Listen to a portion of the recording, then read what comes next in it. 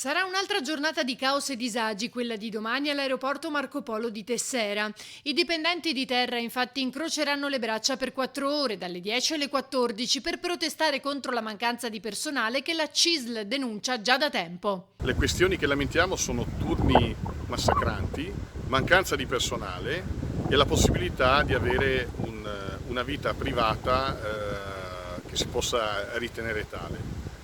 Le questioni sono molto importanti, quindi noi confidiamo che ci sia una risposta da parte dei lavoratori decisa.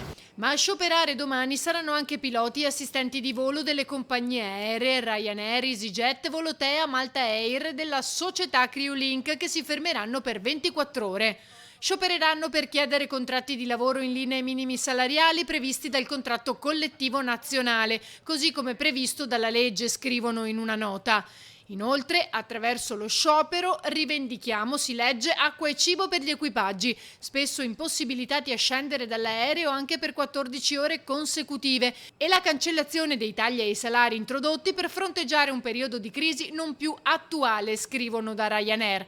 Se non ascoltati, procederemo senza indugi con ulteriori azioni di protesta già a partire dal mese di luglio.